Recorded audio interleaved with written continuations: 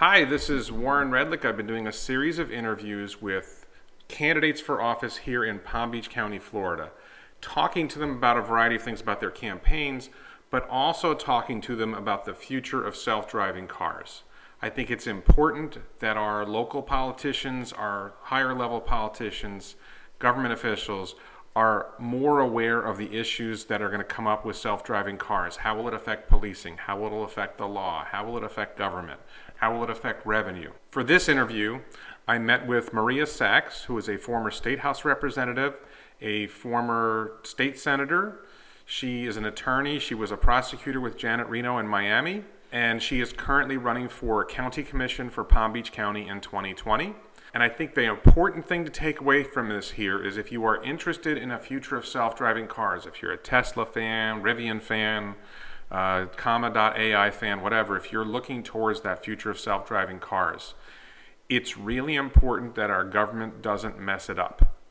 And the best way we can make sure that our governments or governments don't mess it up is if we, the people who are more familiar with self-driving car technology, if we communicate with those government officials, if we ask them questions, if we keep them on their toes, then we will have a better future of self-driving cars for the rest of us. So here we are with Maria Sachs, Palm Beach County Commission candidate for 2020. There's something coming in the future that I find a lot of people aren't ready for. We are starting to see self-driving cars. Yes. There's if you have any friend who has a Tesla, they have a feature called Smart Summon. They can walk out of a restaurant or store, press a button on their phone, the car will back out of its parking spot, drive up and pick them up with no one in it. This is the early days of what's coming, which is empty cars driving on the road by themselves. Robo-taxis, autonomous cars, whatever you want to call it. The Florida State Legislature has adopted laws favoring that. People are distracted when they drive. So if we get this and it's right, I think you could have safer roadways, make better use of our existing roads, which will alleviate traffic. So I think that raises a lot of questions for the future that people in government are going to have to deal with. And I wanted to get your sense, first of all, have you thought about this much at all? Have you ridden in a Tesla with self-driving features? Approximately 7 years ago, when I was in the Senate, I helped to draft traffic laws dealing with self-driving cars. Okay. 7 years ago. So one of the things you do as a beginning prosecutor is you don't start in with heavy crimes. You start in with traffic. Traffic and driving. Right, exactly. Suspended licenses. I know, and every attorney knows that when you go out on your own, and you've got to wait for the phone to ring, most of the calls you'll get will be from people who have who have driver license problems. So consequently, my bread and butter when I started out on my own was taking care of people with suspended driver's license, speeding ticket, and I still do defend those. Mm-hmm. I know traffic laws pretty well, more than the average person. So I stepped up and I said, I'll help draft the laws because you can't have self-driving cars unless you have traffic laws that will govern the driving of those cars and their use on our highways. So 7-8 years ago, I got into a self-driving car. It was before Tesla was around, and it had a huge computer on top of the car. It had another computer in the rear of the car. I got in this car by myself. I sat in the passenger seat. No one else was in the car, and the car went around the streets of Tallahassee. Mm-hmm. Was I concerned? Yes, of course I was concerned. But I realized this, Warren, this is the future. Mm-hmm. And one of the reasons why I wanted to draft those laws on self-driving cars is I know that if we don't prepare for the future, we're going to be left behind. Right. So, yes, we need to be ready. No, I do not own a Tesla. I do know that when I went to Israel a number of years ago, maybe 12 years ago, Israel was already starting with self-driving cars. And I met with the people, the inventors who put these cars together. Now, and the roadways and the issue then was how to store battery life in self-driving cars. I think the Israeli engineers have just about surpassed that difficulty. The future is now. Now, what do we do about this? Okay, we make sure that people are safe. Make sure that people are safe. We make sure that those robo trucks that are already using the highways in America's West, that when they go on a turnpike here in Florida, and know that I live next to the turnpike, that those robo trucks are going to handle themselves in a safe way for the people. I'm more concerned about the safety of the people on other cars, as well as those who are living close to our highways. Many people live close to the turnpike or on I-95. Trucks travel on the turnpike. We need to be careful. We need to be alert. Now, is it safe for our? Let me ask you some different questions. Okay. So I think we're approaching the point where they're becoming safe. Not yet. We're approaching the point where they may become safe in general. So the questions that I think are not addressed yet by government. Yes. Police officers driving down the road. He observes a car that's speeding. He puts on the lights. He pulls the car over. The car pulls over. He gets up to the car and there's no one in it. Well, it's easy. What does he do? Well, it's easy. Whoever owns and is in charge of operating that car, that person is responsible for any traffic incidents that occur. Nobody's injured. I'm just saying he's pulled the car over for speeding. Who does he give the ticket to? The ticket will be issued to the owner of the vehicle. Okay. Okay. That's part of the new laws that we But from a practical standpoint, as an attorney, you have to serve that person personally. It's a little bit. Now, let me give you an analogy. It's a little bit about situation with the lights, with the cameras that we had on our intersections. And people were always fighting about, there wasn't a police officer there that gave me, that issued that citation when I went through that yellow light. I said it was yellow, and the camera said it was red. This is part of artificial intelligence that we need to be ready for. And there are a couple of senators, and I won't name any right now, but there are a couple of senators who I worked with when they were just beginning, who understand that artificial intelligence is here in the United States, here in Florida. We need to be ready for it. We need to be ready for it. So I think that any new invention that comes around, it's something that we need to be ready for, and then we need to make sure that we have roads that are safe. But that's an interesting question, and that was the issue, Warren, that we had to take care of by writing the laws for these self-driving cars. Okay. Who's ultimately responsible? It would be the owner of the vehicle. Now, artificial intelligence should not let that vehicle go above the speed limit. That vehicle's computer should be programmed so that, and I'll give you an example. My husband has a Genesis, which he loves. Okay. It tells him the speed limit, which is good for my husband too, right? And it maintains that speed limit. Now that is a computer within that car that maintains that speed for my husband. That will be exactly what will happen with perfectly controlled artificial intelligence running our vehicles in the future. Okay, I want to go a little further in the future. Okay, good. I like these questions. This is good. This is prospective. Right. Okay. This is an optimistic view of the future. Okay. Or good. some people would say negative. I think this is an optimistic view of the future. Self-driving cars are going to become so good. Right. And I don't just mean and so cost effective that many or most people will choose not to bother driving a car or even owning a car in the future. Correct. That we'll have so-called robo-taxi networks. Correct. And we get to the point where self-driving cars are much, much safer than human drivers. I think we're talking 10, 20 years down the road. Well, even closer. They don't fall asleep. They don't have medication issues. They don't get distracted by text messages. They don't listen to music or text or anything like that. They see a pretty girl on the side of the road. Exactly. It doesn't affect them. Hands on the wheel, right. They drive as well as a human driver without having the flaws of human drivers, or they drive better than human drivers without the flaws. Correct. And we get to the point where a lot of people stop bothering to get a driver's license. A lot of people don't own their own vehicles anymore. And I'm gonna hit you with this because you have a history in politics.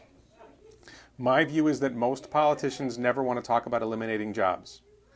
But will we need a DMV in the future if We have, if almost everyone is riding in self-driving cars. This is an excellent, excellent question. That is something that we need to answer, and but we need to face it today. If you notice on your driver's license is not just the license to operate a vehicle in the state of Florida. Your driver's license is a real ID. Mm-hmm. And about 4 or 5 years ago, and I know this because I was in the Senate, federal government came to the state of Florida and said, we require a federal ID. Well, I'm against a federal ID. I don't really like the federal government having that much control, that much insight, that much information into every person in the state of Florida.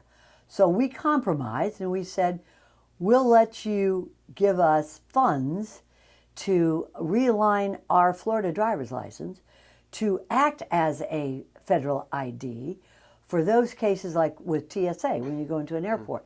If you look at a Florida driver's license today, and this is something that I've worked on for a while, if you pull out your driver's license if you could, if I could see your registration. And if you notice, you have a star on the right upper right-hand corner. That means that this is a real ID, which means that for you to get this driver's license, Warren, you had to have shown identification of your like a passport or something. Or your birth certificate, Social Security card, original Social Security card. You will also notice that there's a hologram of your face on this driver's license. There is, you see it? And there is also a hologram that you and I cannot see, but the TSA officers at airports are able to look with a special light, and they see that the person who possesses this driver's license is this person here. And that serves as a real ID. I think we will always need to have some type of photo ID as citizens of the state of Florida, citizens of this great nation. Now let's go down to what will happen. We'll never do away with the DMV. We will need more jobs, and this is something I get very excited about because I like this area, and I do have a nonprofit called Innovation Florida. We need to teach our students coding. We need to teach our students more about how to input computers. Just because we don't have a gas combustion engine doesn't mean that we're going to do away with mechanics. We're going to need computer mechanics to take care of your vehicle that is run by a computer, because it's going to need to be rebooted. The batteries in that vehicle are going to need to be re-energized. We need engineers in this state that we don't even have yet. Our students from 5th grade need to know. I mean, from kindergarten, I taught kids, and through Innovation Florida, we took students out of Broward County schools, the kids who possibly may not were going to go to colleges, not necessarily the top students in the class. We took them free. We gave them a 12-week program in Fort Lauderdale at Broward Community College.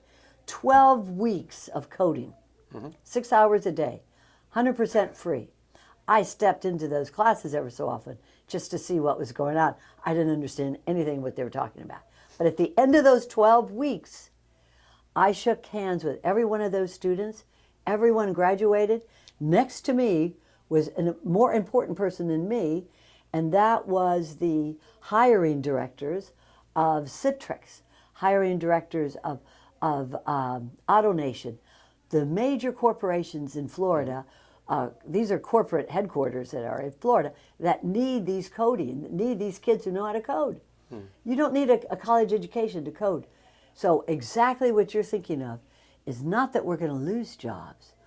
Our jobs that we're going to need, not in the future, like next week, in the month, are going to be jobs that are going to be high-tech, are going to be jobs that we need to make sure that our school districts throughout the state, not just Palm Beach, I'll make sure it happens in Palm Beach, but that our school districts are teaching the skills for students to prepare them for the jobs of today. Okay. So same issue. I get very excited about this, Warren, because, we're It's very important. I'm still stuck on self-driving cars and Sure, the impact sure. and policing in particular. Okay. Suppose we get to a world where the self-driving cars are inherently safe, and we go from 30,000 traffic deaths a year to 300 traffic deaths a year. We currently have a large component of our legal world, a large component of what police officers do starts with a traffic stop. That you did criminal Sure, defense. sure. Even a lot of the drug cases start with a traffic stop. Dave Ehrenberg said that a third of the cases in Palm Beach County are driving under suspension. If we get to the point where the cars are driving themselves, we eliminate the driving under suspensions. We eliminate the drunk driving. We eliminate a lot of those cases. At some point, can we say, you know what, we don't need so many police on the roads, the cars are inherently safe? Or do we still need police on the roads, and can you explain why you think that? If we can use our police officers to be peace officers or community leaders, if we can eliminate the 50,000 deaths that occur from people driving with traffic accidents, that is a world that I would like to live in. That is a world that I will try in this county commission position to make happen. Mm-hmm. However, I have to say, we'll probably also eliminate a lot of lawyers. Yes, well, no, that's a lot of lawyers. But I'll tell you this. Well, if you eliminate driving under suspension, that's. And we're trying to do that bread and because butter. Some of the reasons that people get their license suspended are reasons that the session in Tallahassee is actually trying to do away with. But let's look back at my history as a prosecutor. Most of the cases that I prosecuted once I got through traffic were drug cases. We used to call them cocaine in a suitcase case. They were pretty easy to prosecute. And I remember one of the last cases I did, I had a multi-defendant drug trafficking cocaine case from Colombia coming into Miami. And there were 4 or 5 co-defendants, and I remember this case because I was pregnant at the time, and it was 1985. It was a tough case, but I won it, and they all went to prison. They were bad guys. But wouldn't that be nice? We have eliminated most of those drug trafficking cases in our state. So this is nothing new. Florida is always on the edge of new things. We were one of the first states to eliminate a lot of the drug trafficking that came into our shores.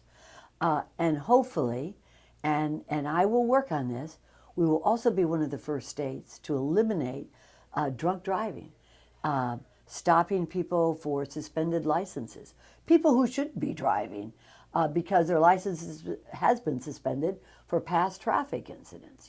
12 points in 12 months, you lose your license, right? So these are good things. And I think that as a county commissioner, these are things that I'm going to be working towards so that we can eliminate all those aspects and look at a life that is more community-based, a life that brings in families that live closer together, families that can walk to synagogue, walk to church, walk to a community center in West Boca. Imagine that. Wouldn't that be something good that we could do? Walk to Publix together. These are things that we need to work towards. And I think that we can do this, and I will work towards this once elected in the next 4 years that I serve on the county commission. Okay.